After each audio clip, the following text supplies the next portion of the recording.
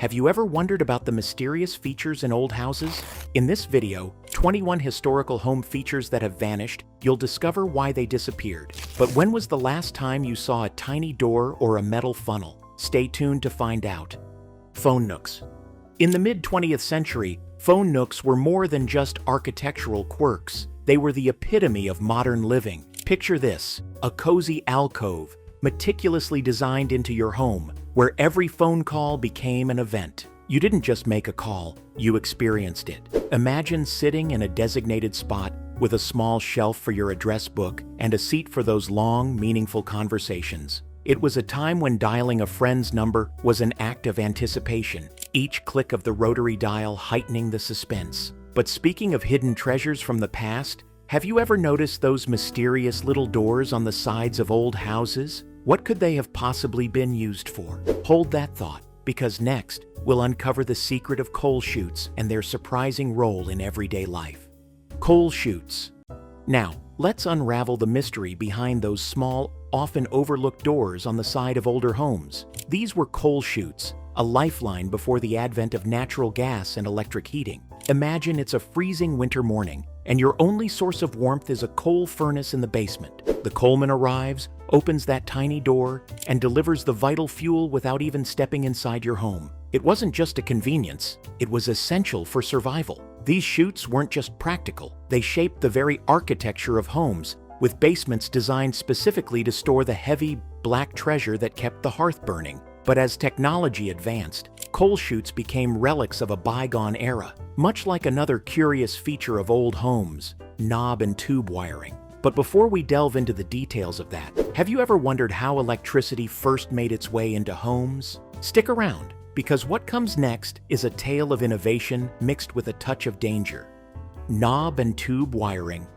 Before modern electrical systems, knob and tube wiring was the revolutionary technology that lit up homes across the nation. Picture the late 19th century, a time when electricity was more magic than science. Bare copper wires ran through ceramic knobs and tubes, safely tucked within walls and ceilings. It was an exciting time. Imagine turning on an electric light for the first time, illuminating a room at the flick of a switch. But with that excitement came risks. This system lacked grounding, creating potential fire hazards, and as insulation deteriorated over time, the danger only grew. It's much like the early days of the internet, new, thrilling, but with challenges that soon became evident. Yet, for many, the memory of knob and tube wiring brings a wave of nostalgia, reminding us of an era when homes were truly wired into the future. But speaking of the past, have you ever thought about how people kept their milk fresh before refrigerators became common?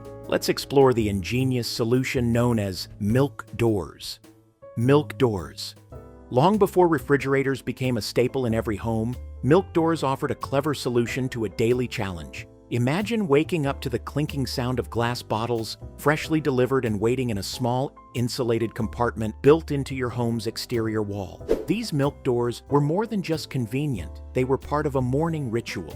Picture peeking through the door to find your milk, chilled and ready for breakfast. It wasn't just a practical necessity, but a small joy, a moment of anticipation that many still remember fondly. Some milk doors even had unique features like slanted shelves to keep bottles upright and drainage systems to manage spills, ensuring that your milk stayed fresh longer. But these doors weren't the only ingenious solution of their time. Sleeping porches offered another clever way to cope with the heat of summer nights. Ever wonder what it was like to sleep under the stars without leaving the comfort of your home? Keep watching as we delve into the serene world of sleeping porches.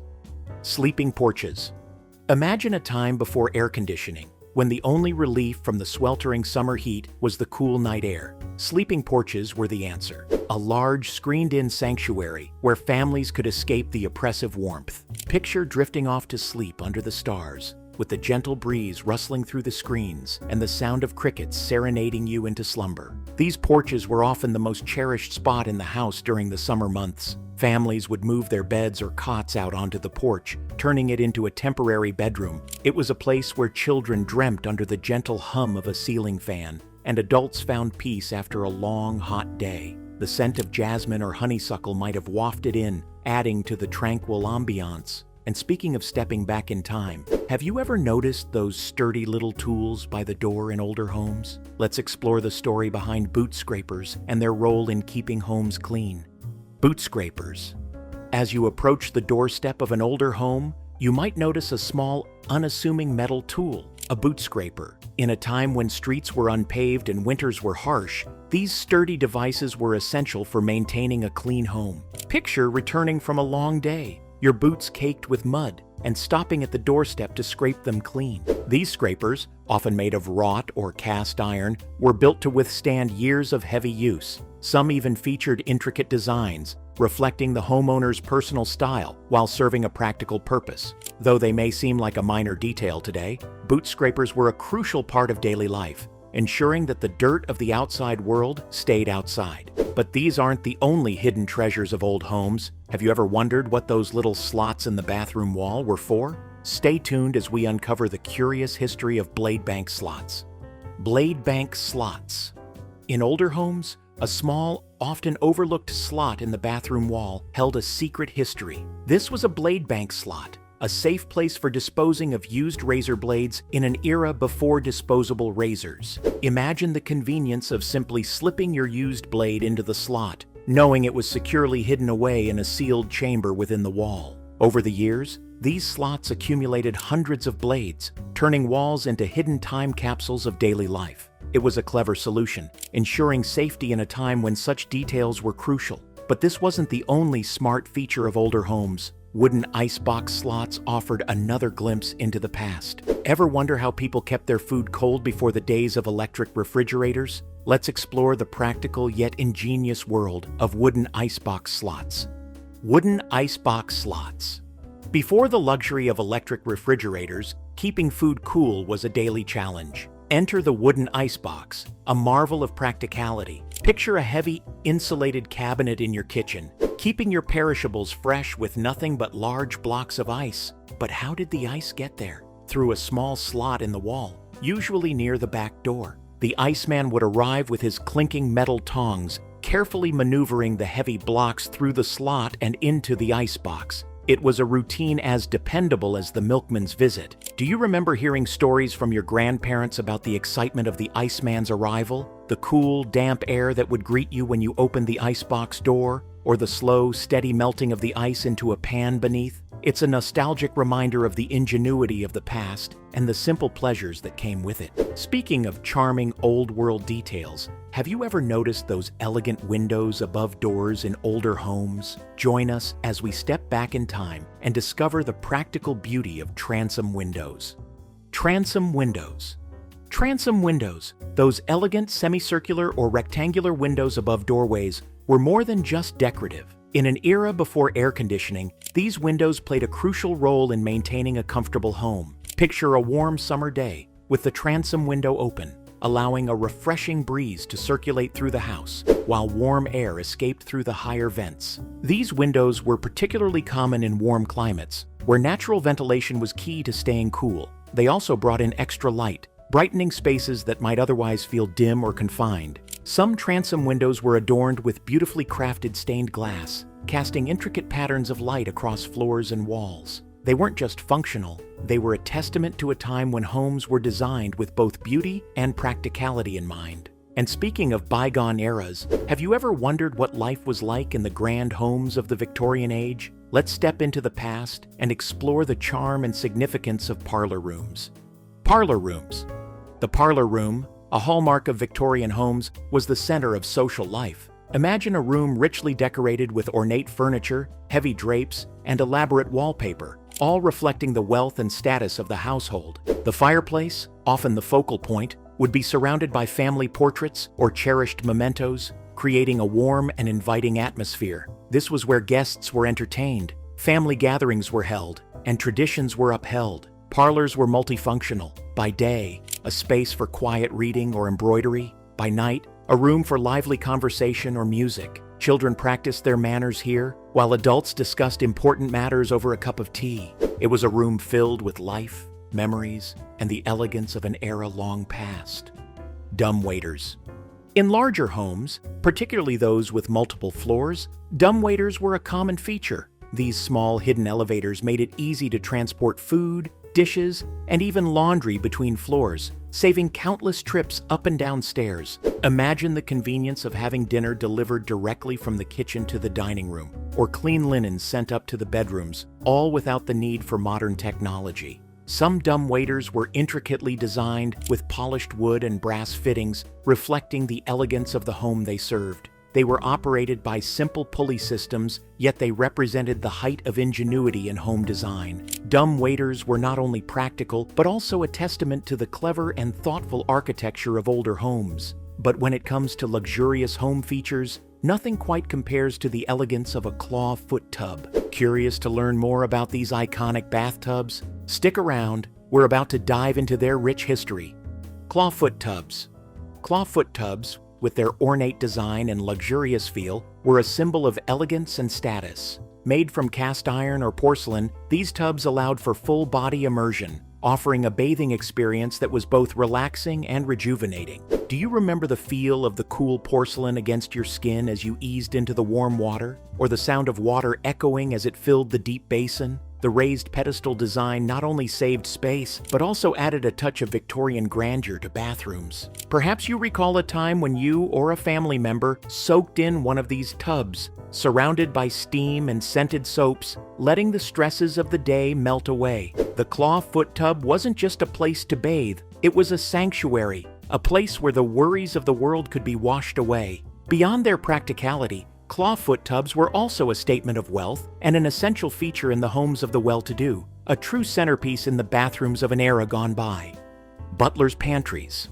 The Butlers Pantry was more than just a storage space, it was the command center of the household. Here, the butler and staff prepared meals, polished silver, and organized the day's events. Often tucked away between the kitchen and dining room, these pantries were designed for efficiency, with built-in cabinets, warming drawers, and even hidden compartments for valuables. The butler meticulously arranged fine china, silverware, and crystal glasses, ensuring everything was in perfect order for the next grand dinner party. Imagine the quiet buzz of activity as meals were plated, cocktails were mixed, and the final touches were added to every dish before it was served. The butler's pantry was a hallmark of grand homes, reflecting both the luxury and the meticulous attention to detail of the time. But this wasn't the only feature designed to keep things running smoothly. Have you ever seen a door that split in two? Stay tuned as we explore the charm and practicality of Dutch doors.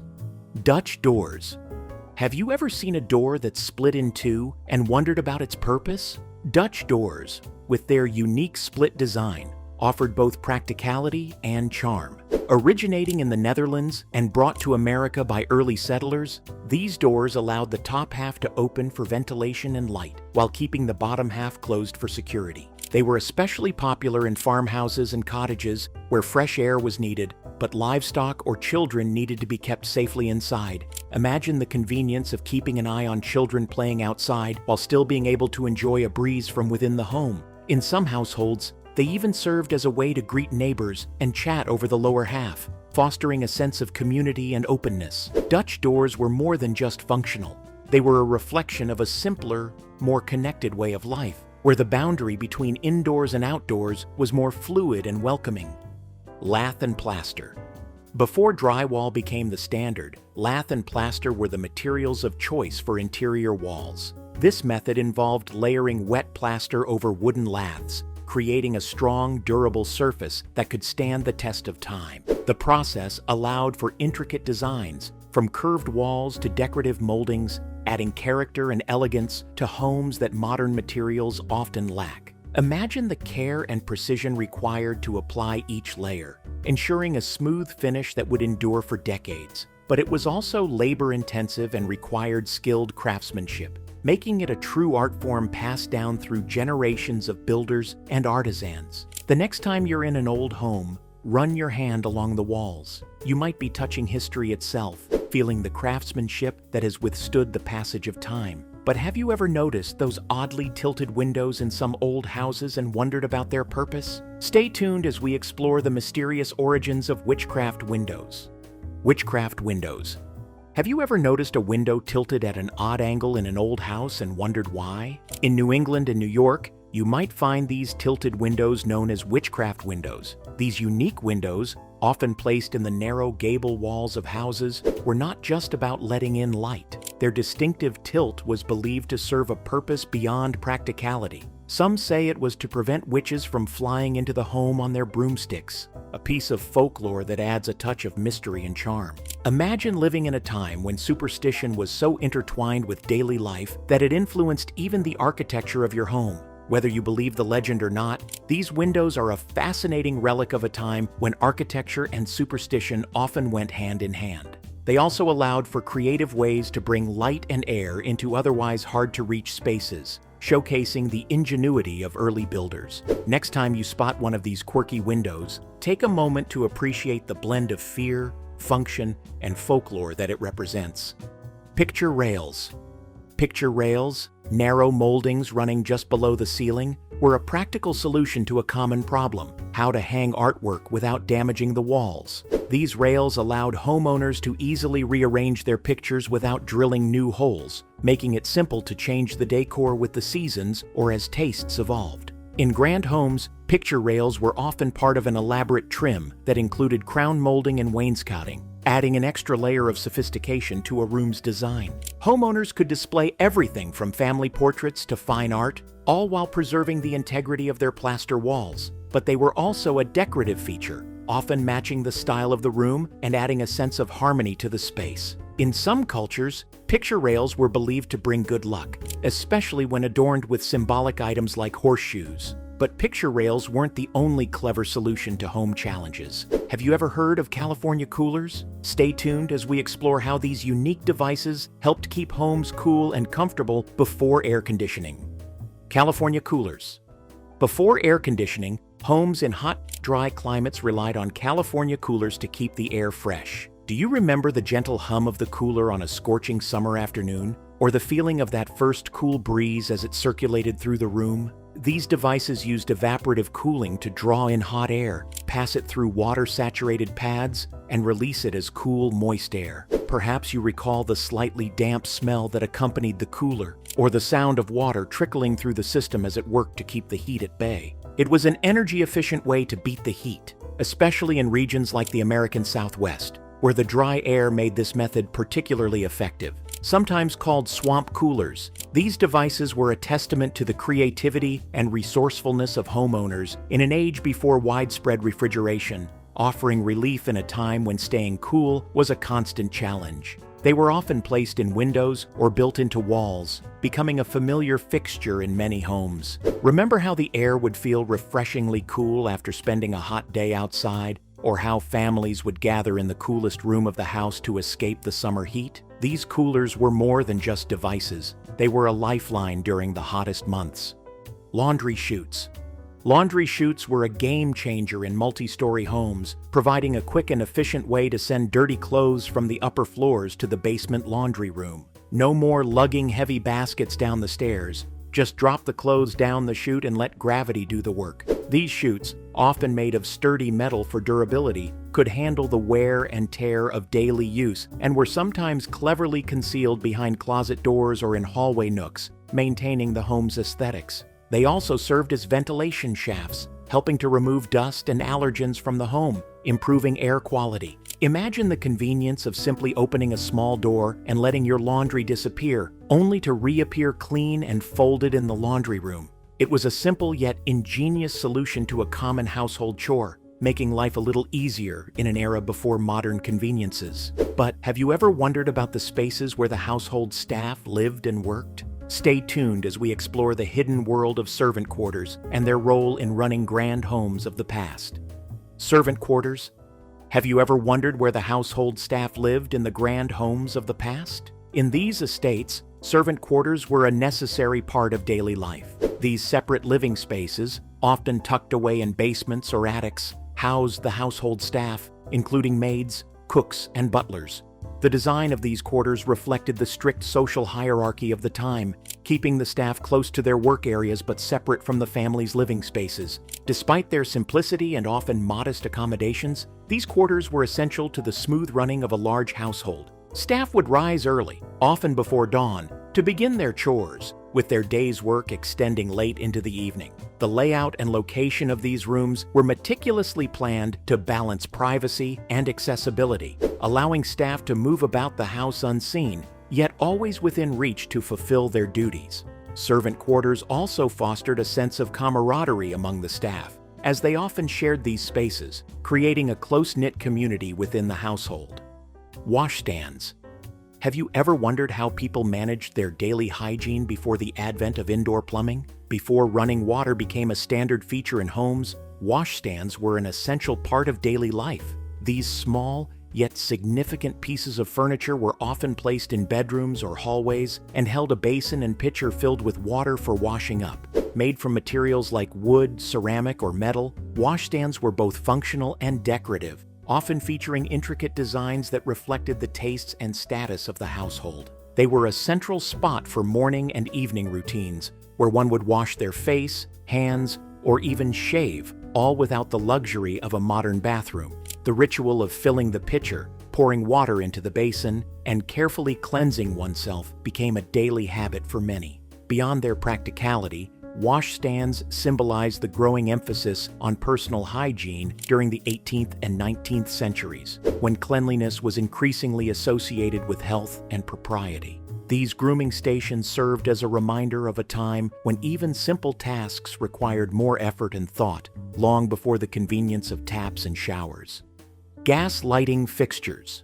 Before electricity became widespread, gas lighting was a common method for illuminating homes. Gaslight fixtures, often found in parlors, dining rooms, and hallways, provided a steady, albeit dim, source of light. These fixtures were connected to a central gas line and had to be manually lit with a match or a pilot light. The light produced was softer and more atmospheric than today's electric lights, giving rooms a warm, golden glow that created an intimate and cozy ambiance. The fixtures themselves were often ornate, crafted from brass or glass, and added a touch of elegance to the room's decor. However, the dangers associated with gas leaks and the convenience of electric lighting led to the gradual phasing out of gas lighting fixtures. As electric lights became more common and safer, gas lighting faded into history. Today, these fixtures are rare and often found only in preserved historical homes or as decorative antiques, serving as reminders of a bygone era.